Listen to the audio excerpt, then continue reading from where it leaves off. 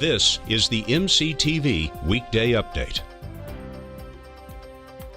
Good afternoon and welcome to the MCTV Weekday Update. I'm Laura Duclos. Tech Activities Board, a list of student organizations and several departments on campus, celebrated the importance of diversity last week. A number of events were hosted in the sub and students attended for free. One of those events was Stomping Out Stereotypes, held in the Sub North Plaza on Wednesday. The event allowed students to stomp on extra-large bubble wrap on top of pieces of paper listing common stereotypes. Students who attended said the event made them think twice about thoughts they sometimes take for granted.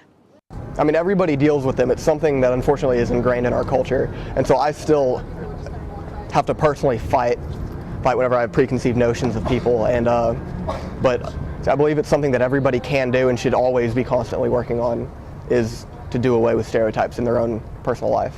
I was just walking by with my friend Caitlin, and I saw taffy, so that was a huge motivator. But then also, there are lots of stereotypes to stomp out that, like, I really didn't think were stereotypes at the time, and then, like, we kind of talked through them over there. Diversity Week wrapped up on Friday with the annual conference on the advancement of women, held by the Women's Studies Department. Tech baseball is playing against TCU in Abilene tonight. The team will be coming back from their loss against the University of New Mexico yesterday, breaking their 8-game winning streak. Even with the loss, the Red Raiders received its highest ranking of the season at number 21 in the USA Today Coaches Poll. That's also the highest ranking for Tech since 2005. First pitch is at 6 p.m. The College of Media and Communications debuted its newest in-home lab earlier this semester. To a spectator, it looks like a typical living room, but with high-tech gear, of course. Amber Chalker reports on the bells and whistles the simulation lab has to offer. The Center for Communication Research Facility is proud to present brand new, ultra-modern technology for studying viewing behavior in a natural environment. The in-home simulation lab creates a dynamic and realistic atmosphere for those research subjects. Dr. Glenn Cummins, Associate Dean and Professor at Texas Tech, said we needed a natural space where people can watch content and engage in some type of viewing scenario in a space that feels like home, but yet is in a lab environment. If a student is interested in actually conducting research and learning about how research takes place, what they can do is they could go and work with a faculty member on a research project. Maybe it's something they have in mind or something a faculty member has in mind, but they can work to help design the study, collect the data, analyze the data, write it up on the back end, really see the project through from beginning all the way to the end.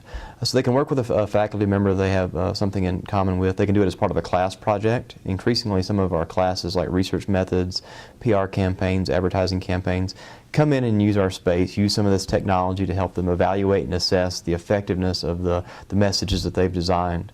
So working with a faculty member, working as part of a class project are probably the two most common ways that students get plugged into actually doing research here in our facility. I'm Amber Chalker, reporting for MCTV. Speaking of media and communication, a team from the college recently pitched their way to a possible spot in a national competition. The Bullet Advertising team recently competed in the American Advertising Federation regional competition in Austin. The team developed an ad campaign for this year's client, Mary Kay Cosmetics, and their pitch won them first place. Shannon Bouchard, advertising chair and advisor of the ad team, says that the next part of the competition is a little bit different than normal this year. This year they've added an extra layer, which is kind of frightening. They've added the semifinals, which this Friday we'll do a phone interview in which we have 15 minutes, that's it, to talk to the judges and explain the concepts in our book, and then they will pick, out of 19 schools that make it to the semifinals, they'll pick 8 to go on to the national competition in Boca Raton, Florida. Tech's ad team has landed in the top 5 of the competition for the last 11 years, but this is the first win for the team since 2009. Bullet beat out more than 15 other schools in the regional competition, including Oklahoma State and Texas A&M. Well, it looks like temperatures are heating up in our forecast this week. Let's take a look outside at the MCTV Live Tower Cam. This morning we started off with cool temperatures and a light breeze. We expect to top out around 83 degrees today, and we'll dip into the 50s tonight, and it'll be a little bit warmer tomorrow with a high around 88 degrees with gusty winds.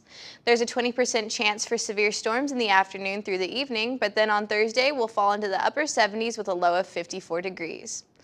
Let's hope the weather stays nice for Arbor Day in Memorial Circle this Friday. The annual event will kick off at 11 a.m. with the Create Your Own Reusable Bag event.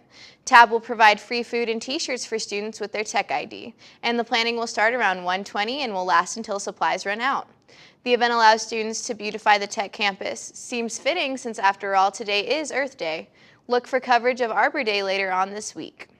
That's all for the Tuesday edition of the MCTV Weekday Update. Thanks for joining us, and be sure to check ttuhub.net every day for more news. Have a happy Earth Day, and we'll see you tomorrow.